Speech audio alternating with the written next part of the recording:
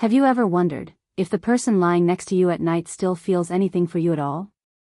I used to feel safe in his arms, laughing at his jokes, breathing in his warmth, believing we were unbreakable. But then one night, I heard something through the wall. My own stepmom, with another man. And after that, nothing between us ever felt the same again. My name is Claire. I'm 29 years old. And I can't believe I'm about to say this out loud. But here it is, I heard my stepmother sleep with a black man, while I was lying awake in the next room. And the strangest part? That night made me realize something was broken, not just in my family, but in me, and in the man I've shared a bed with for the last 6 years. You don't expect moments like that to change you. But they do. Before all this, I thought I had what most women secretly hope for, safety. Josh, my fiancé, was the good guy. The stable one. The man who held my hand without needing to prove something, who kissed my forehead at night and pulled me into him under thick winter blankets like I was his treasure. It wasn't fireworks, but maybe real love isn't supposed to be. I used to believe that. But something shifted. Slowly. Like quiet dust settling where sunlight used to fall. I'd lean into Josh's chest and instead of warmth, I'd feel hesitation. Not from him. From me. His arms would wrap around me in bed, but they felt more like walls than comfort. When he kissed me in the morning, sleepy, soft, that familiar press of lips, it landed wrong. Like brushing against a memory instead of a man. We still made love sometimes. On weekends. Quick, wordless. Like scratching an itch neither of us could find anymore.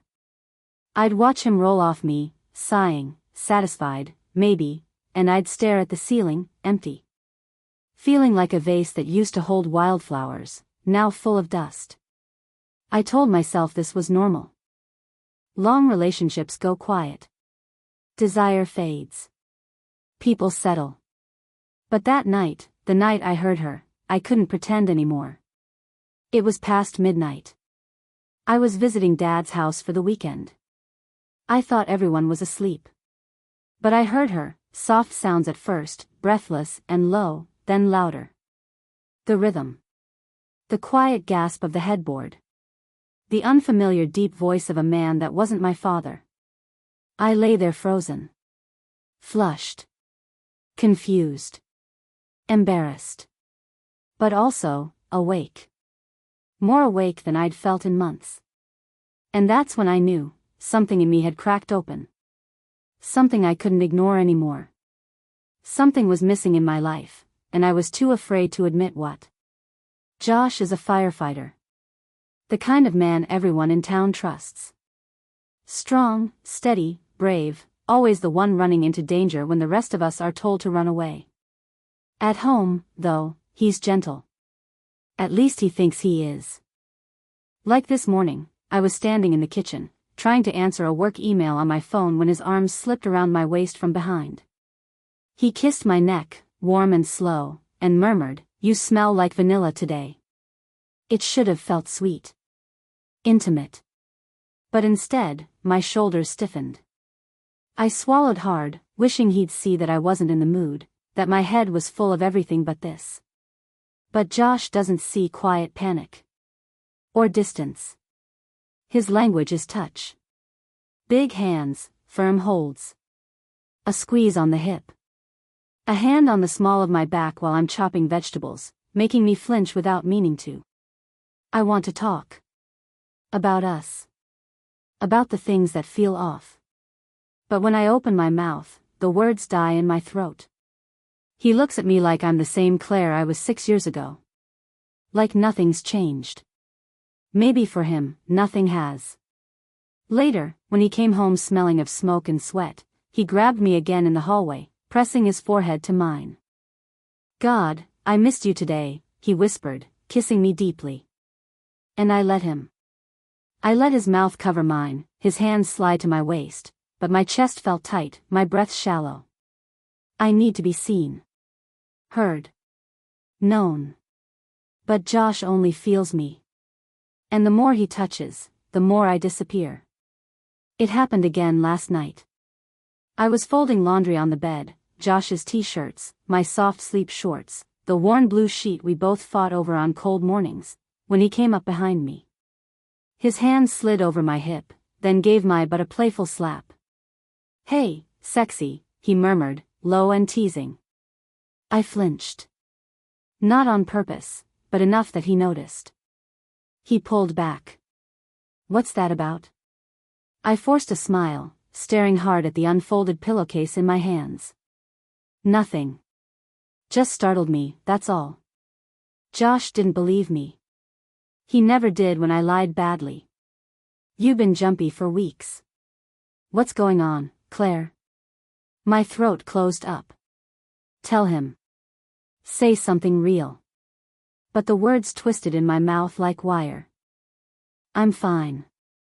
Just tired," I said softly, smoothing the pillowcase flat.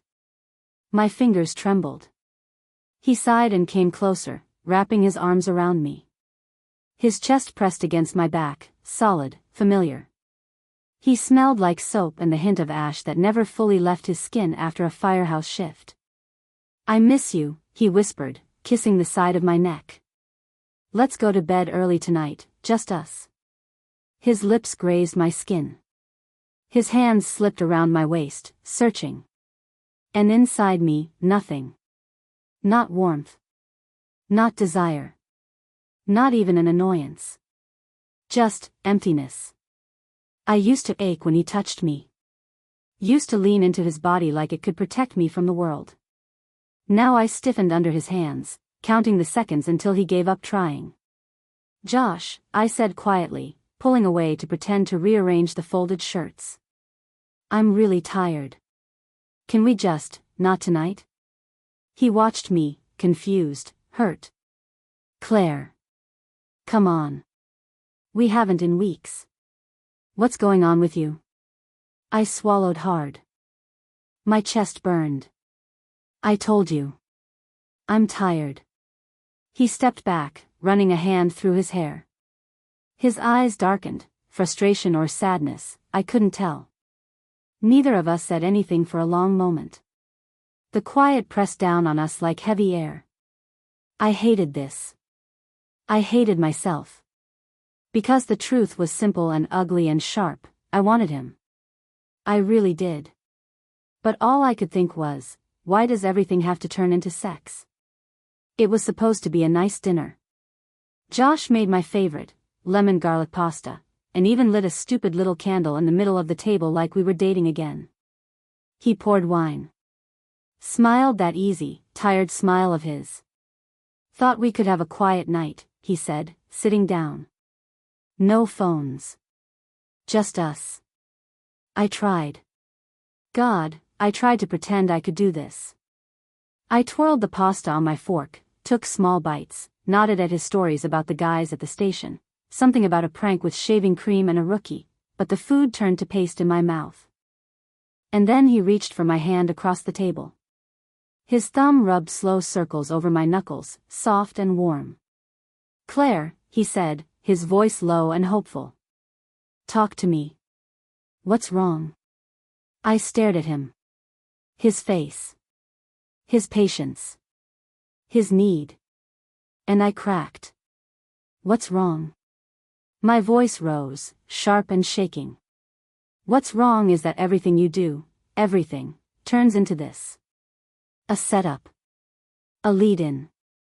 Like if you make dinner or kiss me just right, you'll finally get what you want in bed again." Josh froze. His hand dropped. "That's not fair," he said softly. "I wanted tonight to be for us. Not for what? For sex? For pretending we're still who we used to be?" My breath hitched. Tears stung hot behind my eyes. "God, Josh. I can't even kiss you without feeling like I'm disappointing you. Like my body's some problem you need to fix." His jaw clenched. Hurt flickered in his eyes. "I don't. Claire, that's not what I meant." I pushed my plate away, scraping the china loud against the wood. "You never even ask why I feel this way. You don't get it. You didn't hear her. His brow furrowed. Hear who? My stepmother, I said bitterly, wiping at my wet cheeks. In the guest room. With someone who wasn't my dad. I heard them that night. I lay there, listening, realizing they have more life in that awful secret than I feel in my own bed. Josh sat back, silent. I pressed both hands to my face, heart hammering. God. What did I just say? Shame flooded me, thick and cold. What is wrong with me? Why can't I just be normal? Loving? Why can't I make this work? Days passed. Then a week. Then 2. The house felt like winter, even with the windows open and the summer sun warming the walls. Josh barely spoke. He moved around me like a ghost, quiet, careful. He slept on the far side of the bed now, his back to me, breathing slow and steady as if I wasn't there. In the mornings, I heard him in the kitchen alone, pouring coffee into his thermos, lacing up his boots for another shift at the station. No more casual kisses on the neck. No teasing touches. No familiar warmth in the doorway before he left. He was hurting. I saw it in his eyes when we passed each other in the hallway. The way his shoulders sagged when he thought I wasn't looking. Josh wasn't the villain. He was a man who loved me, still did, maybe, but had no idea how to reach me anymore. And I missed him. God, I missed him. I missed his laugh when he told some dumb firehouse story. I missed his steady hand on my knee when we watched movies. I missed the quiet comfort of knowing someone was always there, breathing beside me in the dark. But every time I thought about turning to him, about touching his arm, or saying his name, the weight of that night came crashing back. The sounds from the guest room. The shame. The hollow space inside me I didn't know how to fill. I stood in the bathroom mirror one night, brushing my hair, staring at my own tired face. Can I fix this? Try again?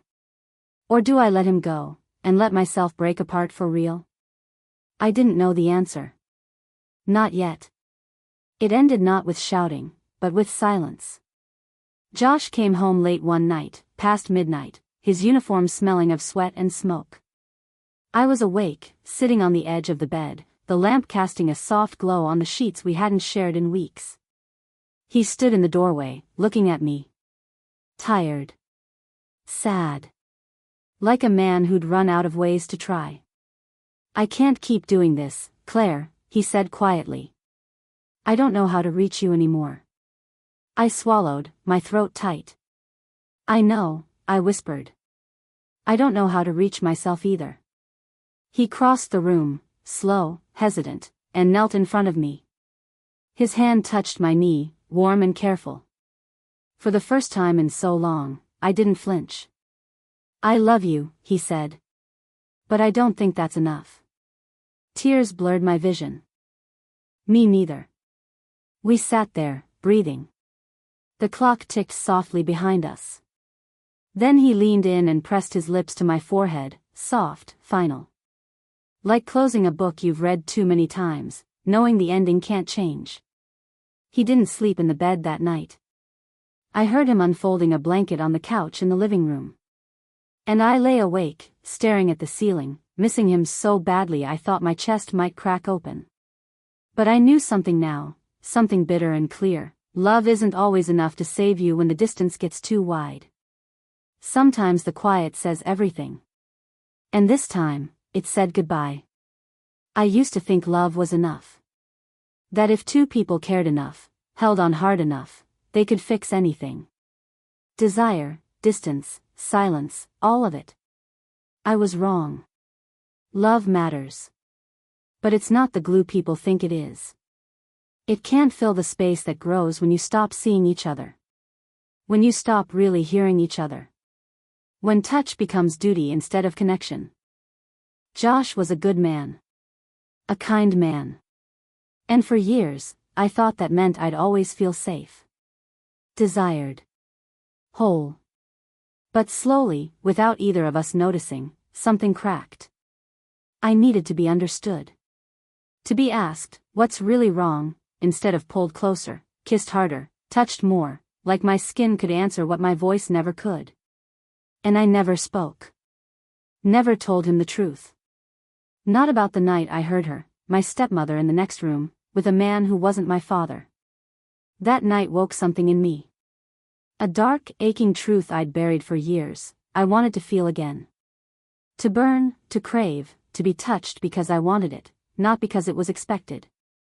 Josh couldn't give me that. And I couldn't pretend anymore. So he slept on the couch that night.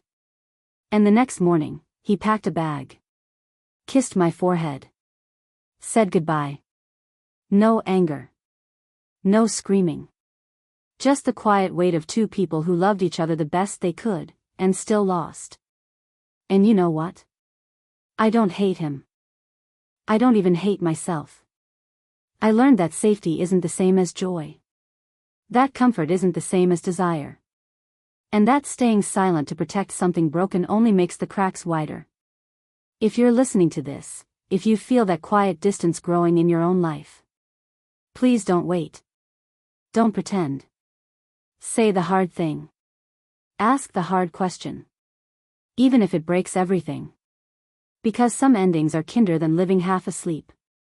And sometimes, letting go is the most loving thing you can do. 1.